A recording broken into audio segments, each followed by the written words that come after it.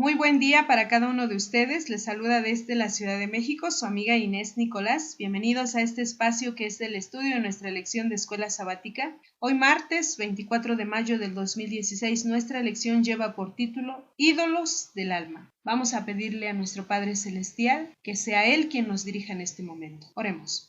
Padre nuestro que está en el cielo, santificado sea su nombre. Oh Dios, le damos muchas gracias porque usted ha sido bueno con nosotros, nos permite la vida, nos permite la oportunidad de estar aquí para compartir su santa palabra. Suplicamos que sea usted nuestro maestro, que sea su voz la que escuchemos el día de hoy, que sean sus enseñanzas y que queden grabadas en nuestra mente y en nuestro corazón. Bendiga en gran manera a cada persona que nos escucha en este momento.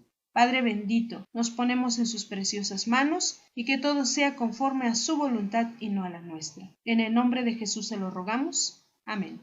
Estamos estudiando la lección número 9 titulada Ídolos del alma y otras lecciones de Jesús.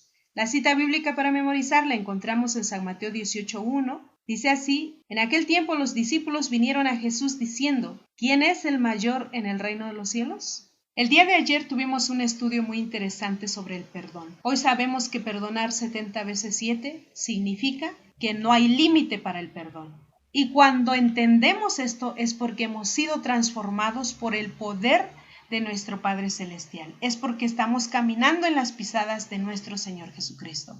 A veces nosotros nos llamamos cristianos, pero a veces somos solo religiosos carnales. Y nuestro origen sigue siendo del mundo. Nosotros podremos ser transformados cuando nos sometamos a la voluntad de nuestro Padre Celestial, cuando el Espíritu de Dios haga esa transformación completa en nuestra vida. Entonces seremos cristianos espirituales y habremos reconocido nuestro origen divino.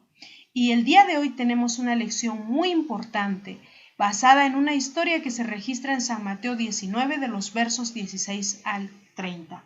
Vamos a darle lectura rápidamente y vamos a poner mucha atención. Dice así: Entonces vino uno y le dijo, Maestro bueno, ¿qué bien haré para tener la vida eterna? Y él le dijo, ¿por qué me llamas bueno? Ninguno hay bueno sino uno, Dios. Mas si quieres entrar en la vida, guarda los mandamientos. Le dijo, ¿cuáles? Y Jesús dijo, no matarás, no adulterarás, no hurtarás, no dirás falso testimonio, honra a tu padre y a tu madre, y amarás a tu prójimo como a ti mismo.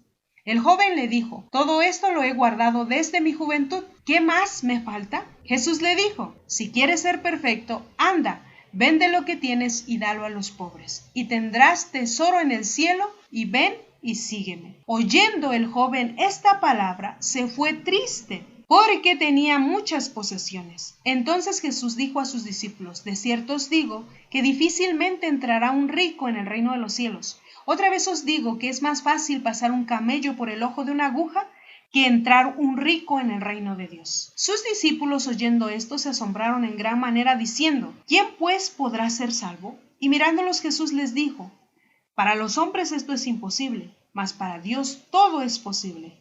Entonces respondiendo Pedro le dijo, he aquí nosotros lo hemos dejado todo y te hemos seguido. ¿Qué pues tendremos? Y Jesús les dijo, de cierto os digo que en la regeneración, cuando el Hijo del Hombre se siente en el trono de su gloria, vosotros que me habéis seguido también os sentaréis sobre 12 tronos para juzgar a las 12 tribus de Israel.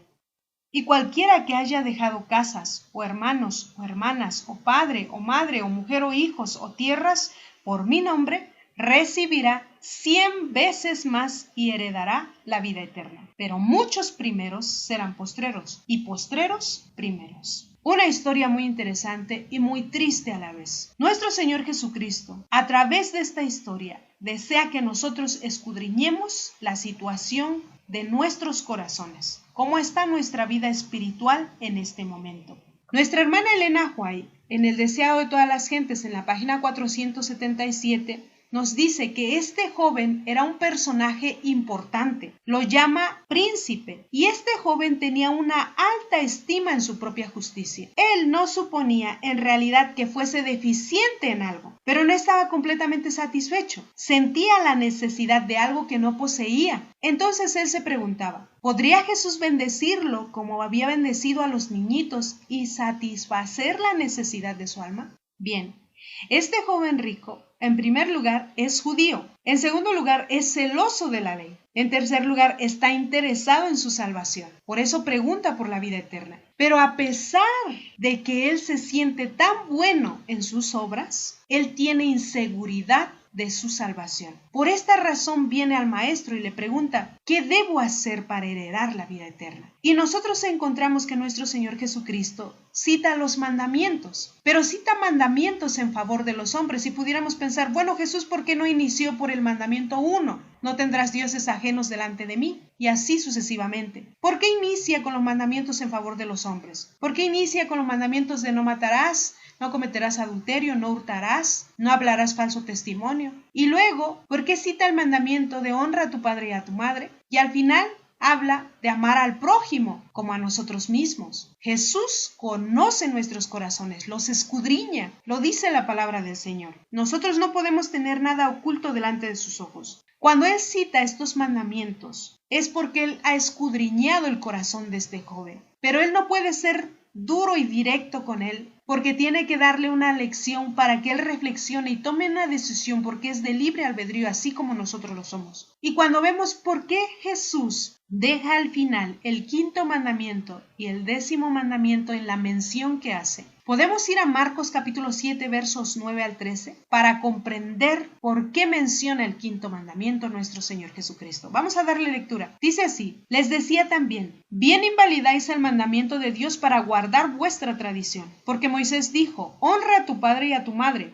y el que maldiga al padre o a la madre muera irremisiblemente. Pero vosotros decís, basta que diga un hombre al padre o a la madre, es corbán, que quiere decir mi ofrenda a Dios, todo aquello con que pudiere ayudarte. Y no le dejáis hacer más por su padre o por su madre, invalidando la palabra de Dios con vuestra tradición que habéis transmitido, y muchas cosas hacéis semejantes a estas. ¿Hacia quién iban dirigidas estas palabras? Hacia los líderes judíos, hacia los sacerdotes. ¿Qué significa corbán? Bueno, esta exclamación era una promesa de que las posesiones que ellos tenían iban a pertenecer a Dios. ¿Cuándo? Bueno, cuando una persona tenía dinero o era rica, si esta persona no quería ayudar a sus papás, entonces se desligaba del 5º mandamiento gritando en el templo esta palabra, corbán. ¿Qué significaba esto? Que los judíos, los escribas, los fariseos y los sacerdotes que habían inventado esta manera de hacer que la persona que era rica disfrutara de todas sus riquezas mientras vivía. Pero cuando esta persona hubiese fallecido, entonces todas sus propiedades, todos sus bienes pasaban directamente al templo. Y estas personas en vida no tenían ningún compromiso con sus padres. Y cuando morían, los padres no recibían nada, quedaban desprotegidos. Esto era una manipulación sucia por parte de los sacerdotes, porque se libraban con esta palabra. Y esto no era un mandamiento del Señor. Si no estás honrando a tu padre y a tu madre, estás fallando en que no amas a tu prójimo como a ti mismo. Y por tal motivo estás quebrantando las leyes de nuestro Padre Celestial. Estás quebrantando los mandamientos. La ley completa está siendo quebrantada porque Él dice que si fallamos en un mandamiento, estamos fallando en todos. Y este joven estaba siguiendo las tradiciones de los hombres y estaba dejando a un lado los mandamientos divinos. Es por eso que aunque él creía que estaba obedeciendo los mandamientos de Dios, en realidad Jesús quería hacerle entender de una forma tan sencilla y tan sabia que él mismo reconociera su pecado y su falta que estaba cometiendo en contra de sus padres. Para que los hijos honren a los padres, primero deben honrar a Dios. ¿Qué significa esto? Que si él no podía honrar a sus padres, automáticamente estaba quebrantando los primeros 4 mandamientos. Y aunque Jesús comienza por los mandamientos que el joven cree que está guardando, y muchos de nosotros a veces decimos, bueno, yo no soy tan pecador porque no he matado, no he robado, no he cometido adulterio. Y entonces siempre nos enfocamos en que si no matamos, si no robamos, si no cometemos adulterio, ya estamos del otro lado. Pero hay esa duda, así como el joven rico en nuestro corazón. ¿En realidad vamos a ser salvos? ¿O nos estamos engañando, creyendo estar haciendo lo correcto delante del Creador? Y estamos fallando, siguiendo tradiciones humanas todavía en nuestros días. La sierva del Señor nos comparte en Testimonios para la Iglesia un párrafo que dice así: ahí estaba su deficiencia. Falló en guardar los primeros 4 mandamientos y también los últimos 6. Falló en amar a su prójimo como a sí mismo. Jesús dijo, dalo a los pobres. Jesús en este punto tocó sus posesiones de este joven, cuando le dice, vende lo que tienes y dalo a los pobres. En esta referencia directa, señaló cuál era su ídolo. Su amor a las riquezas era supremo, por lo tanto era imposible que él amara a Dios de todo corazón, con toda el alma y con toda la mente. Y ese amor supremo por sus riquezas cerró sus ojos a las necesidades de sus semejantes. ¿Dónde estaba el ídolo del joven? En el dinero, en sus riquezas, en sus bienes. Su reacción realmente demostró que amaba más las cosas materiales que poseía que a nuestro Padre Celestial. Por lo tanto, también estaba transgrediendo el primer mandamiento. Podemos comprender que nuestro Señor Jesucristo no solo menciona los mandamientos por mencionarlo. Él tiene un objetivo principal y es hacerle entender a este joven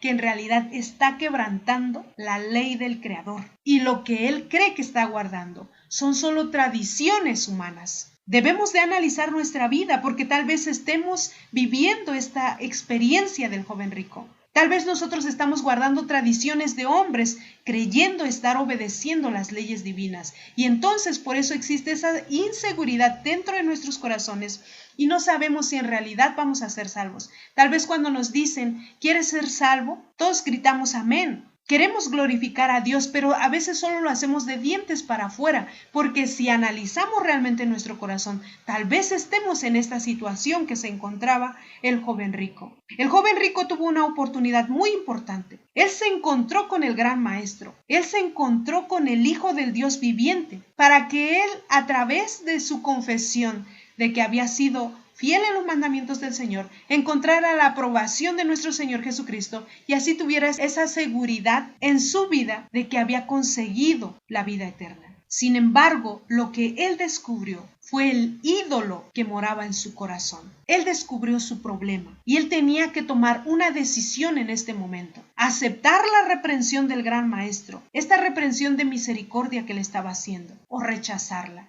¿Qué hizo el joven rico? Lamentablemente, rechazó la reprensión y en lugar de tomar una decisión correcta, tomó la equivocada, porque él entristeció y se fue. Nosotros también, si tenemos un encuentro con nuestro Señor Jesucristo a través de su palabra, cuando no nos guste algo que nos dicen con la palabra del Señor, es porque estamos fallando en algo. Entonces tenemos una decisión que tomar, en decidir entre la vida eterna o la muerte eterna. Entonces, para conseguir la transformación que demanda el Evangelio verdadero del Señor, nosotros debemos decidir en aceptar esa reprensión a través de la palabra del Señor. Muchos de nosotros conocemos la palabra de Dios. Muchos de nosotros tal vez de memoria no sabemos la palabra del Señor.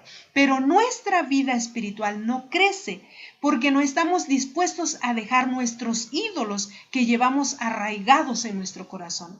La invitación que hace nuestro Señor Jesucristo es: ven y sígueme.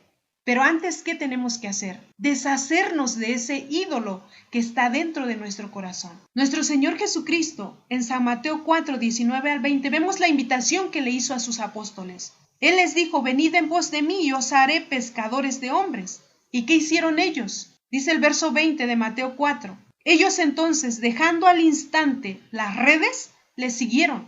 Ellos lo dejaron todo. Por eso Pedro le decía: Señor, nosotros lo hemos dejado todo. ¿Qué pues tendremos? Y ahora nosotros podemos decir: bueno, es que ellos no tenían nada, ellos no eran ricos, por eso se les hizo fácil dejar las redes y sus barcas y seguir al maestro. Pero si vamos a Mateo capítulo 9, verso 9, nos habla de un hombre del cual escribió este evangelio del que estamos estudiando. Dice así: pasando Jesús de allí, vio a un hombre llamado Mateo, que estaba sentado al banco de los tributos públicos y le dijo: sígueme. Y Mateo se levantó y le siguió. ¿Acaso Mateo no era un hombre rico? ¿Acaso Mateo no tenía bienes? Pero sin embargo él lo dejó todo y siguió al maestro. Otro ejemplo lo encontramos en Lucas 19, en los versos 2, 3 y 8. Dice así: y sucedió que un varón llamado Zaqueo, que era jefe de los publicanos y rico, procuraba ver quién era Jesús, pero no podía a causa de la multitud, pues era muy pequeño de estatura. Nosotros conocemos la historia, pero vamos a darle lectura al verso 8. Entonces Zaqueo, puesto en pie, dijo al Señor: he aquí, Señor,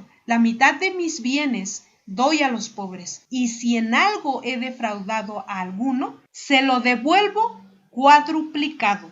¿Acaso nuestro Señor Jesucristo le pidió algo a Zaqueo sobre sus bienes? No. Sin embargo, Zaqueo sintió la necesidad de ser salvo eternamente. Encontró la respuesta en nuestro Señor Jesucristo. Y cuando Jesús le visitó, él tomó una decisión y prefirió compartir sus bienes y aceptar la gran bendición por la gracia de nuestro Padre Celestial, que es la vida eterna en nuestro Señor Jesucristo. A veces el problema no son las riquezas, el problema es nuestro corazón, es lo que hay en nuestro corazón. ¿Es un corazón orgulloso tal vez el que tenemos? Cuando permitimos que nuestro Señor Jesucristo entre en nuestros corazones, Él va a causar la transformación que nosotros necesitamos. No importa si somos ricos, no importa si somos pobres. El problema no es el dinero. Se puede ser rico y se puede ser humilde. O se puede ser pobre y se puede ser orgulloso. Y cuando somos orgullosos, nunca vamos a permitir que el Creador nos dé un consejo y que el Creador transforme nuestra vida. Y vamos a rechazar ese gran regalo, esta gran riqueza que es la vida eterna. Pero acordémonos que el problema no es la riqueza, el problema es el amor a la riqueza. ¿A quién amó más el joven rico? A su riqueza, a sus bienes. ¿A quién amó Mateo y Zaqueo y muchos otros personajes que podemos encontrar en las Sagradas Escrituras? Al gran Maestro, a nuestro Señor Jesucristo. En Mateo 6:21 dice: porque donde esté vuestro tesoro, allí estará también vuestro corazón. ¿Qué es lo que nos pide Jesús a nosotros hoy? ¿Cómo está nuestro corazón hoy? ¿Nos sentimos seguros para obtener la vida eterna? ¿O estamos como el joven rico, inseguro y perdido,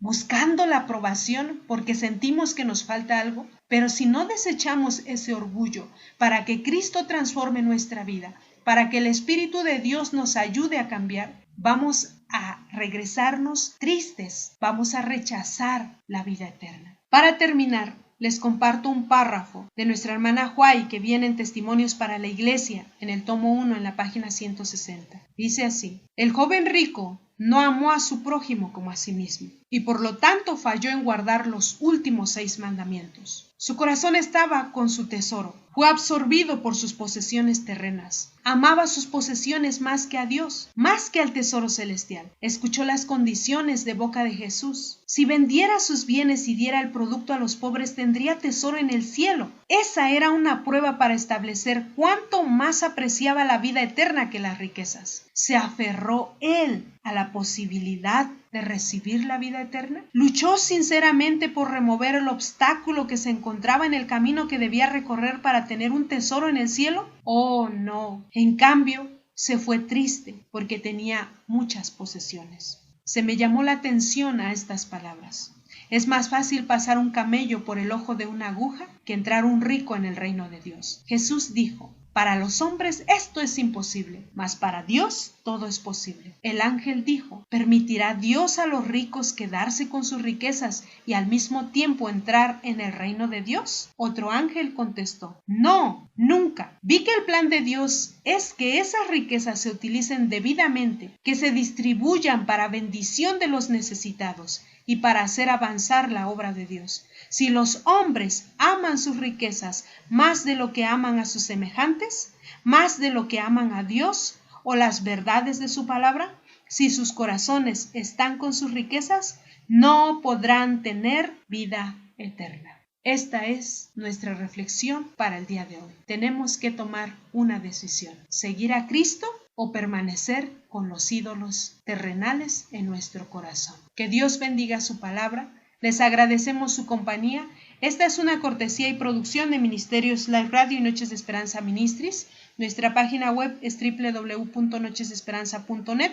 Les invitamos a visitarla. Pueden dejar allí algún mensaje o algún pedido especial de oración. Si Dios nos permite, nos escucharemos el día de mañana. Les agradecemos su atención. Que Dios les bendiga en gran manera donde quiera que se encuentren. Que tengan un excelente día. Amén.